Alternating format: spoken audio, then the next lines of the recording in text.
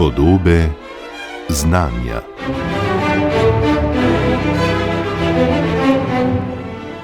Kako zapleteno fiziko osnovnih delcev narediti zabavno in razumljivo vsakomur? Lahko bi rekli, da je to znanost zase in v CERN-u jo jemljejo nadvse resno. Tam se temu posveča Anja Krajnc-Horvat in drobec znanstvenega komuniciranja s CERN-a prinaša tudi v tokratne Podobe znanja. Anja Krajnc-Horvat, dober dan in dobrodošli v Podobah znanja. Dober dan. V Sloveniji ste se ustavili zgolj za nekaj dni v nizu aktivnosti ob 70-letnici CERN-a, to je Evropske organizacije za jedrske raziskave. Vaše življenje pa je že kar nekaj časa zelo povezano s to organizacijo, pri čemer delujete na zelo zanimivem področju, ki je v Sloveniji še precej v povojih, govorim o komuniciranju znanosti. Čisto takole in medias res, kakšne so temeljne veščine nekoga, ki se ukvarja s komuniciranjem znanosti? Ja, se mi zdi, temeljne veščine nekoga, ki se ukvarja s komunikacijo znanosti, so predvsem to, da se znajo postaviti na trdna tla. Da niso na tem slonokoščenem stolpu, da se nimajo za nekaj več. Ker v resnici smo vsi samo ljudje, vsi nekaj raziskujemo, bodi si v vsakdanjem življenju, bodi si kot znanstveniki in vsem nam je skupno to, da smo radovedni. In se mi zdi, da je pomembno to, da ko se pogovarjamo z ljudmi, ki morda niso strokovnjaki na našem področju, pa to ne pomeni, da so karkoli manj, da res gremo, dajmo poskusiti skupaj priti do nekega skupnega razumevanja te teme. Seveda jaz mogoče znam še to z nekimi enačbami opisati, ampak na vse zadnje že en izmed znavnih fizikov, pa raje ne rečem kdo, je rekel, da dokler ne znaš ti sam razložiti nekomu, ko da je star 5 let, potem tudi sam ne razumeš dovolj. Ampak včasih je to najtežje, ne? Razložiti res v popolnoma elementarnem jeziku, na ravni, kot pravite, 5-letnika.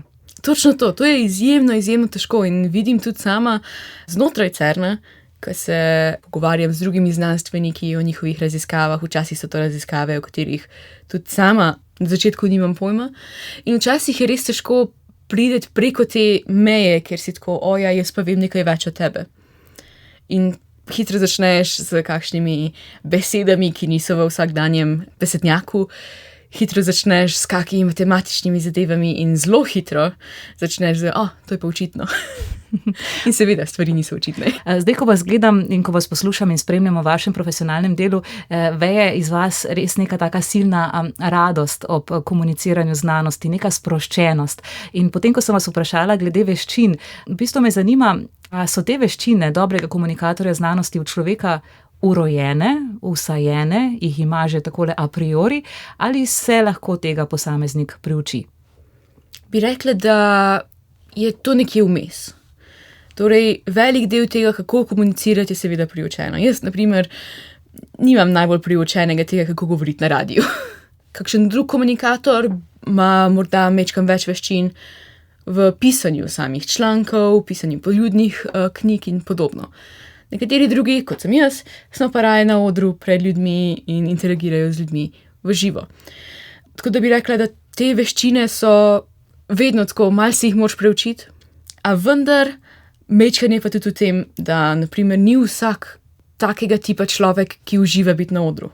In seveda ni vsak tak, ki mu besede tečejo enostavno na list. Tako da majčkeno vsega se da priučiti, bi pa rekla to, da res najdeš svojo strast, jo moš pa pač gojiti že od nekdaj. Nekako smo še vsi pod vtisom nedavnega Znanstivala, ki je tako res osrednje dogajanje res dobrega komuniciranja znanosti v Sloveniji. Ogromno ljudi pride in je vsakič znova zanimivo opazovati njihove izraze na obrazu. Tudi vi, kot pravite, veliko nastopate na odru, opazujete ljudi pred seboj. Zato mi je zanimivo, da po eni strani se znanosti radi čudimo, ampak po drugi strani je pa tudi nekako prisoten v javnosti dokaj tak negativen, zadržan odnos do znanosti. Odkot ta paradoks, to nasprotje? Verjetno je to dosti povezano ravno s tem, da se znanstveniki, vsaj ti tradicionalni stereotipi o znanstvenikih, res govorimo o ljudeh, ki so na teh slonokoščenih stolpih, ki so nekaj več, ki so individualni geniji, ki stvari govorijo v besedah, ki jih mi nikoli ne bomo razumeli. To je tisti stereotip znanstvenika, ki se ga z modernim komuniciranjem znanosti res hočemo izogniti. Hočemo pokazati, kaj znanost v resnici je. Ker znanost ni samo en genij, ni samo en Einstein. Tudi Einstein je rabil ljudi zraven sebe, je rabil delovati v skupini, je rabil delovati v skupnosti, da je prišel do svojih dognanj. In znanost kot takšna deluje vedno kot skupnost. Je pa seveda problem, tako kot v vsaki drugi stvari, imamo tudi kako gnilo jabolko kje. In se mi zdi, da nasplošno v zadnjih časih se zelo radi primemo teh gnilih jabolk in jih vzamemo kot primer. Mislim, kot primer nečesa, kar je vedno tam, namesto da bi to vzeli kot primer, ok, se zgodi. Imamo tudi tukaj slabo jabolko, to je bilo slabo jabolko, smo ga dali ven, pa smo naredili še vedno dober jabolčni sok. Znanost ima v sebi to varovalo, ne, da odkriva ta slaba, ta gnila jabolka in jih sproti izloča. Res pa je, da je potreben čas, včasih pa tega časa javnost ni pripravljena recimo odpustiti takoj. Še eno področje me v bistvu zanima, zelo se spomnim in vsake toliko pogledam intervju s Carlom Saganom, njegov zadnji intervju v življenju s Charliem Roseom, kjer je dr. Sagan res izrazito poudaril pomen komuniciranja znanosti v dobi, kjer je vedno več znanja, podatkov okrog nas in da prav zato potrebujemo neko osveščeno javnost, ki ne bo takole nevedna, nedolžna, bi lahko rekli, nepopisana, kajti na tak način je lahek plen. Ne? Kaj sami menite o tem, o tej družbeni vlogi komuniciranja znanosti? Definitivno je izjemnega pomena komuniciranja znanosti in ne nujno samo znanosti kot vsebine, ampak znanosti kot kaj znanost v resnici je. Ker samo na tak način, če mi razumemo, kaj znanost sama je, lahko potem kot državljani, kot vsakdanji človek razumemo, kaj je vloga teh gnilih jabolk, kaj je vloga konsenza in kaj dejansko znanost nam podaja. In se mi zdi, da komuniciranje znanosti, kot smo ga vajeni od prejšnjih časov, je zelo pogosto bilo, znanost nam je nekaj dala, to je zdaj čista resnica. Zdaj, čiste resnice v znanosti ni. Znanost se vedno razvija, vedno imamo nove modele in te stvari in ravno ta del je tisti, ki ga res moramo komunicirati. Kako se znanost razvija, kaj pomeni, da imamo novo odkritje, a to pomeni, da zdaj tisto, kar smo prej videli, pa zdaj več ne drži. In se mi zdi, da če komuniciramo na tak način, da res komuniciramo tudi, kako znanost deluje oziroma naravo znanosti, lahko dosežemo bolj razgledano občinstvo, lahko dosežemo bolj razgledano civilizacijo. Kajti ne gre samo za osveščenost o znanosti, ne gre za način razmišljanja, za neko tako temeljno kritičnost, ki jo res potrebuje človek sodobnega časa, pa vendarle se zdi, da plovemo ravno nasprotno smer, ne, z vsem tem malikovanjem podob in tega, da včasih izkrivljena resnica oziroma polresnica oziroma neresnica prevlada nad vsem ostalima, ne. Ja, zanimiva stvar pri neresnicah in polresnicah je to, da so zelo pogosto komunicirane na način, ki je enostavnejši za razumeti kot znanost. Zaradi tega, ker znanost komuniciramo na previsokem nivoju. Znanost komuniciramo kot to je nekaj, kar znajo samo geniji in potem, če hočemo mi razumeti nekaj o stvarih, ker nismo eksperti, je potem pa včasih naši možgani, ker uberejo najlažjo pot. In ta najlažja pot včasih ni ravno to, kar bi si želeli, da bi bila. Včasih se sama vprašam, čemu ta radovednost potem tako poide ljudem v življenju. Ne vem, tako da je to nekaj, kar je rezervirano samo za otroke, ne, in dovoljeno samo otrokom, potem pa pač odrastemo. Ne.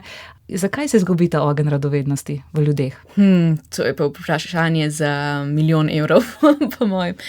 Se mi zdi, da je odgovor verjetno povezan z nečem, o čemer sva že govorili, o tem, da ljudje ne znamo reči, ne vem. Zato, da si ti radoveden, si moraš samemu sebi priznati, da ti nečesa ne veš, da lahko greš potem tja raziskovati. Ker če ti to že veš, zakaj bi te to zanimalo? Če pa nečesa ne veš, potem te pa to čustvo, ki ga imaš, ki pride ob tem, ne vem, te to žene naprej do tega, da bi razkril nekaj skrivnega tam zadaj za tisto novo tehnologijo. V tokratni oddaji Podobe znanja gostimo znanstvenico, fizičarko in komunikatorko znanosti Anjo Krajnc-Horvat. Rekli sva že, da delate v CERN-u, Evropski organizaciji za jedrske raziskave, ki je izrazito dober primer komuniciranja znanosti, navkljub temu, da se ukvarja z enim najtežjih področji fizike, ne? To je fizika elementarnih delcev. Neštetokrat sem že poskušala zagristi v to področje in vsakič znova morda odstrem kakšen promila pri razumevanju napredujem, ampak vendarle je to zahtevno področje za razumevanje, ampak nekako Cernu uspeva. Kakšna je ta strategija, da lahko tudi zelo, zelo težavno področje javnosti predstavljate takole zelo sproščeno in dejansko cel svet govori o Cernu? Odgovor na to vprašanje verjetno je kar precej kompleksen. Velik del je tega, da je CERN nekaj misterioznega. Pri tem nam mogoče celo malo pomagajo različne teorije zarote, ker se ljudje zanimajo, a bodo res naredili črno luknjo, a bodo res naredili, portal v pekel ali karkoli sem že prebrala na spletu. Za tiste, ki se morda to sprašujete, ne in ne. Se mi zdi, ravno ta kompleksnost znanosti pa spodbuja tudi to radovednost. To, da si moraš priznati, da ne veš, ker so stvari naenkrat pa toliko kompleksne, da jih enostavno ne moreš razumeti. Mislim, vse v resnici, tudi če poslušaš slavnega fizika Feynmana, on je tudi rekel, da če ti misliš, da razumeš kvantno fiziko, kar v resnici fizika delcev na nek del tudi je, torej če ti to razumeš, pol ziher ne razumeš. Ampak nas pa vse zanima, zato ker nam fizika delcev pomaga odgovarjati na 3 fundamentalna vprašanja. Torej, mi pravimo, da so to 3 najpomembnejše vprašanja v znanosti nasploh.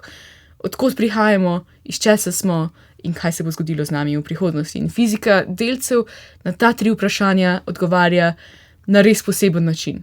Sploh to vprašanje, iz česa smo, je zelo očitno, kako fizika delcev lahko na to odgovori. Tako da se mi zdi, da iz tega vidika imamo po eni strani kar enostavno delo, ker poskušamo odgovoriti ravno na to vprašanje. Iz te strani ni težko komunicirati, seveda to, da je znanost v osnovi kompleksna, nam pa pomaga, da imamo res, res veliko znanstvenikov tam, tako da si lahko z njimi kar precej pomagamo. Ampak kako razložite nekemu popolnoma nevednemu, nepoučenemu človeku, naprimer, kaj je to Higgsov bozon?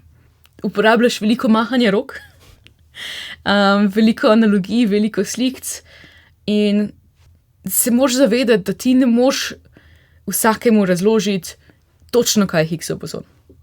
Ampak hkrati se moraš zavedati tudi, da tvoj cilj ni, da vsak na svetu ve, kaj je Higgsov bozon. Tvoj cilj je, da se jim zdi znanost zatem koristna in da vidijo, kako to vpliva na vse ostalo v znanosti. Tako da res se ne smemo osredotočiti na to, da povemo vsakemu vse, ampak da povemo vsem malo. In malo se pa že kar da, polkar da pogovarjati o tem, glej, vemo, da smo iz teh delcev narejeni, ti delci smo ugotovili, da morajo imeti maso, ampak kako pridemo do mase teh posameznih osnovnih delcev, potem pa rabimo, da ti delci interagirajo z nekim poljem in potem to polje lahko pa sproducira Higgsov bozon. Torej, če greš na res enostavna vprašanja, na enostavne odgovore, lahko prideš do nekega bistva. Prej sem vas vprašala po strategiji v narekovajih Cerna za to, da so uspeli doseči tako velik del globalne javnosti.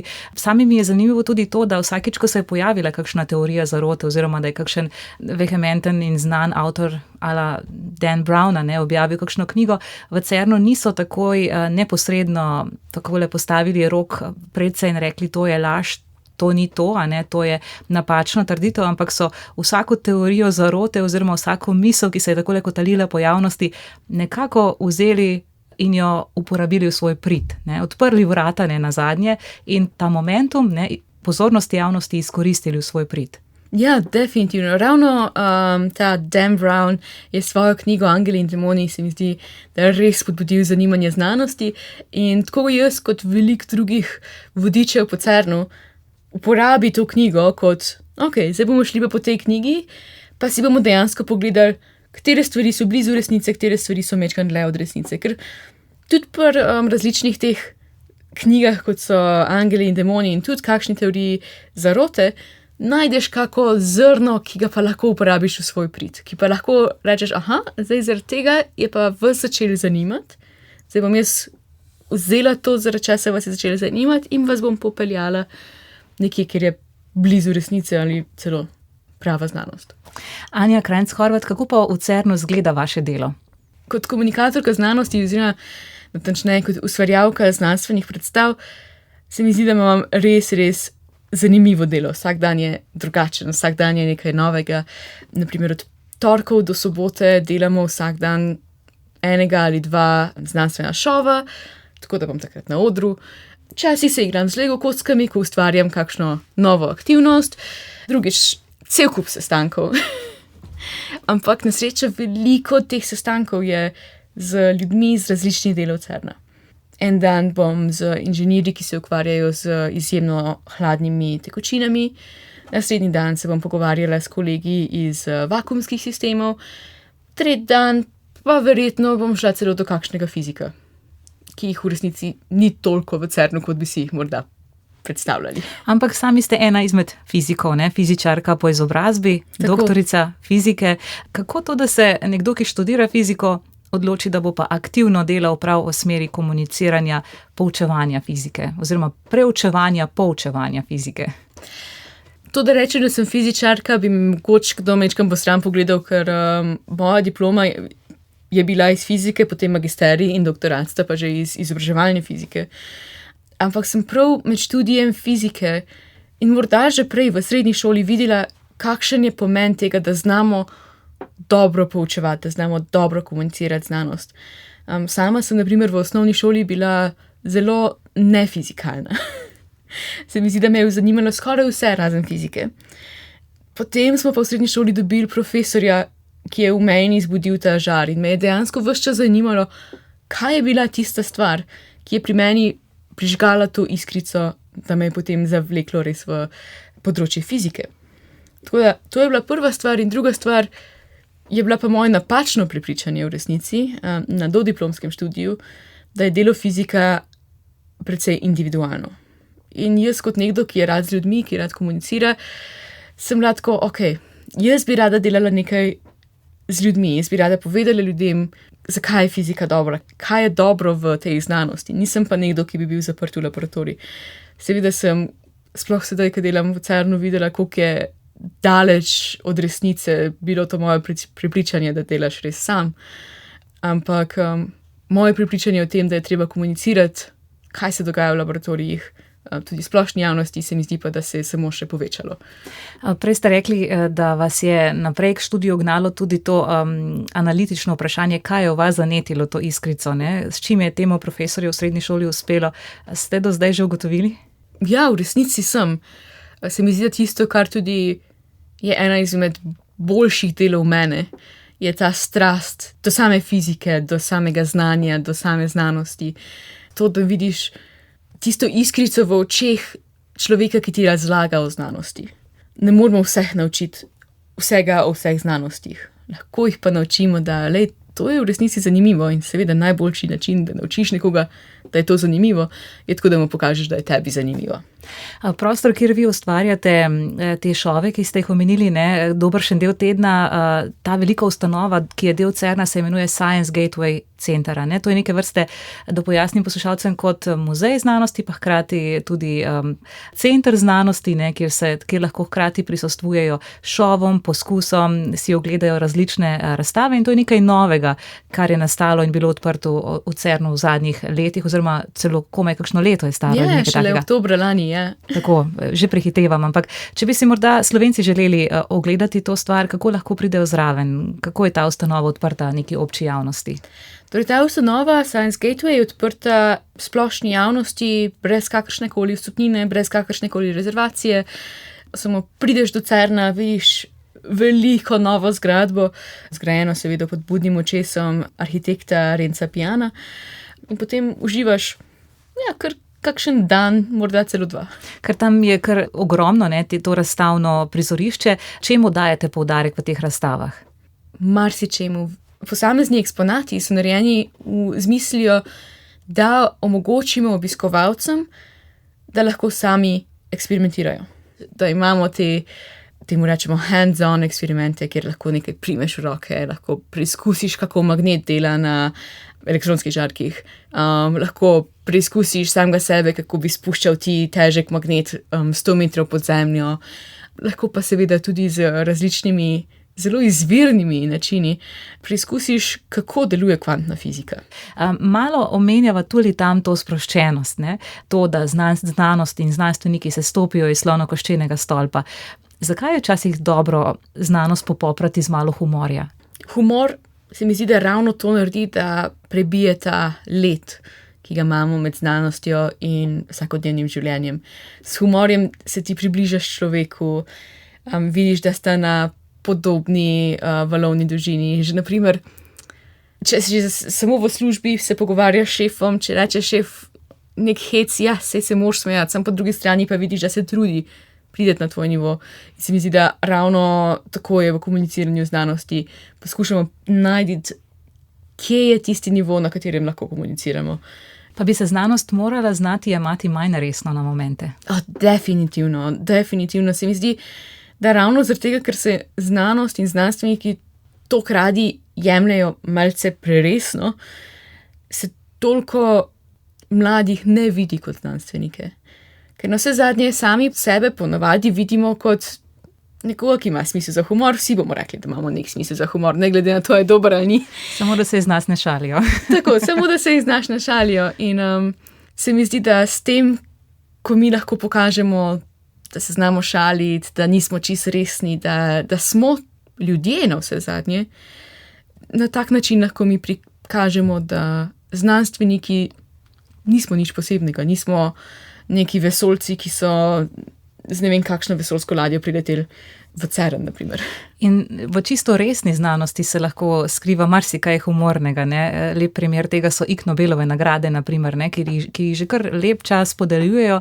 Gre za nagrade, ki nosijo obratno ime, torej Ig Nobelove nagrade, ampak se podeljujejo za čisto neke realne, dejansko objavljene članke in odkritja, ne? Ki pa so res smešna. Ne? Meni se zdi, da so ravno Ig Nobelove nagrade nekaj, kar skoraj še bolj potiska znanost naprej kot pa Nobelove nagrade.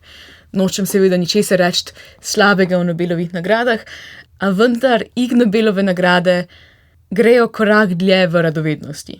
Zato ker moraš biti kar precej radoveden in se ne jemati preveč resno, če hočeš dati žabo v močno magnetno polje, naprimer. Ja, to je bil fizik Andrej Gajman, ne, ki je hkrati dobil Ig Nobelovo nagrado ne za lebdečo žabo in po drugi strani pa pravo Nobelovo nagrado tudi za odkritje na področju grafena. Ne. Tako je, ja. Zdaj, da bom kar izkoristila torej znanstvenika, ne, ki zna komunicirati. V Sloveniji večkrat slišim, da to umanjka nam, recimo v samem izobraževalnem procesu znanstvenikov, kako dobro komunicirati. V CERN-u imate kakšno strategijo, kako vaše tamkajšnje znanstvenike bolje podkovati na tem področju? Kakšne so recimo tiste temeljne strategije in znanja, ki jih tamkajšnji znanstveniki dobijo tekom službovanja in dela v CERN-u v zvezi s komuniciranjem? V CERN-u, sploh v Science Gatewayu in ko govorimo o različnih vodenih turah, so ljudje, ki te bojo peljali okoli oziroma ki ti bojo kaj pokazali, to so vsi prostovoljci, to so vsi znanstveniki, inženirji in podobno. Za vse te naše vodiče oziroma za vse te naše prostovoljce imamo cel kup različnih izobraževanj. Glavno izobraževanje je na temo komuniciranja, ne nujno samo komuniciranja znanosti, ampak komuniciranja na splošno, kjer velik poudarek dajemo improvizaciji, dajemo jeziku, dajemo temu, kako razločno govoriš. Drugi korak je potem, da ti opazuješ svoje kolege, kako komunicirajo. Tako da imamo tudi za to posebne vrste izobraževanje, kjer greš, naprimer, če jaz hočem voditi oglede po Atlasu, bom najprej mogla seveda iti z 2 različnimi kolegoma in slediti, kako oni to komunicirajo. Tako da se učiš, upajmo, da od dobrih komunikatorjev. In ravno te izmenjave izkušenj se mi zdi, da so izjemnega pomena, ko pride do komuniciranja znanosti. Zdaj govorimo o znanstvenikih, malo smo vmes Anja Krajnc-Horvat ušvrknili tudi učitelje, ampak tudi učitelji so v današnji dobi izjemno velikega pomena, ne, za navdihovanje prihodnjih generacij. Danes govorimo o tem, zlasti v Sloveniji, da manjka učiteljev, da učijo že neusposobljeni kadri in tako naprej. Hkrati pa so to najbolj formativna leta za nekega posameznika. Ne? Zakaj so učitelji tako pomembni, zakaj je pomembno staviti na nje? Učitelji so ključni za razvoj znanosti. Ničesar v znanosti ni pomembnejšega od učiteljev. In se mi zdi, da se tega kot sama civilizacija, kot sama država ne zavedamo dovolj. Tega se v CERN-u, naprimer, zelo zavedamo, kar lahko vidimo tudi z uspešnim programom za učitelje, ki vsako leto privede približno 1000 učiteljev iz celega sveta. Pridejo v CERN, imajo različne predavanja, imajo različne oglede. Vsi ti ogledi in vsa ta predavanja imajo seveda zraven podporo vrhunskih znanstvenikov v CERN-u. Tukaj res govorimo za velika imena. Naprimer, letos poleti imamo spet 2 mednarodna programa za učitelje, kjer pridejo učitelji iz različnih držav in en izmed predavateljev na obeh predavanjih bo en izmed direktorjev CERN-a, ker so nam dejansko učitelji tako zelo pomembni. To bo seveda dr. Mike Lamont, ki je bil ravno prejšnji teden tudi v Sloveniji in ima tukaj eno predavanje, ker kot mi rečemo na prvi dan, ko sprejmemo učitelje, oni so naši VIP, ker oni so tisti, ki nam bodo pripeljali novo dušo, nove raziskovalce, nove znanstvenike.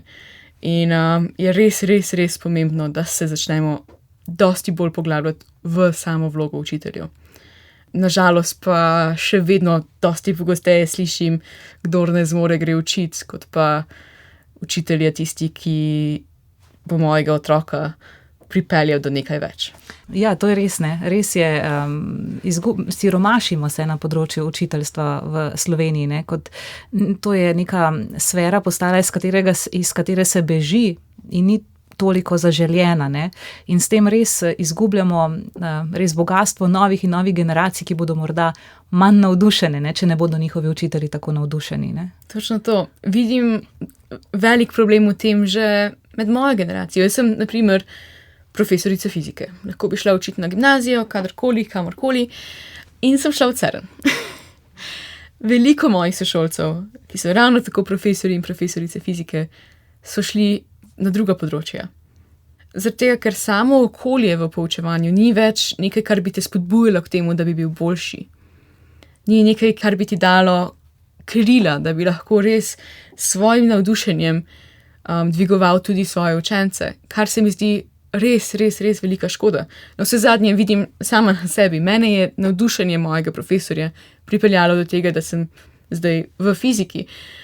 In se mi tudi že zdi, iskreno moram povedati, sem bila tudi kasneje na njegovih urah in se mi zdi, da zaradi tega, ker je zdaj že toliko časa v sistemu, se tudi njegova iskrca majčkeno ugaša in se mi zdi, da to je res, res velika škoda.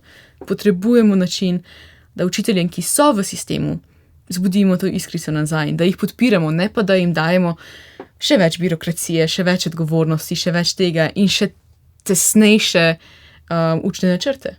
Tega ne moramo narediti kot en komunikator znanosti ali en profesor fizike na fakulteti za matematiko in fiziko, niti ne samo kot en minister za izobraževanje. Do tega moramo priti kot družba. Glavni problem pa sva takole prihranili, ne, za konec od tega najinega pogovora. Pogovarjali sva se o CERN-u, ampak tudi pri vas, Anja Krajnc Horvat, CERN ne bo zvezda stalnica, vsaj za zdaj, ne. Nekam se preusmerjate naprej, kam vas nese usoda? Ja, tako, v CERN-u imamo večinoma relativno kratke pogodbe, tako da jaz sem tam končala sicer moje obdobje 6 let po enem doktoratu in enem postdoku. Zdaj se pa odpravljam na univerzo v Lozani, torej ostajam v Švici, kjer bom znova šla na to, kar sem delala že med doktoratom, torej na izobraževanje samih učiteljev. Tako da upam, da bom lahko vsej mečkam pripomogla k tej iskrici med učitelji, bodisi samo v Švici, upam pa, da tudi doma v Sloveniji. Ja, naj vas prinese, naj kakšno novo iskrico prinese nazaj tudi v Slovenijo. Hvala lepa vam za pogovor, Anja Krajnc Horvat. Najlepša hvala.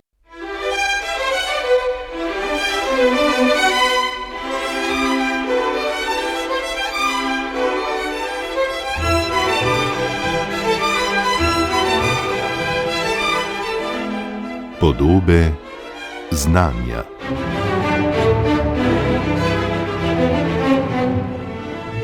S fizičarko in komunikatorko znanosti dr. Anjo Krajnc Horvat sem se pogovarjala Maja Ratej.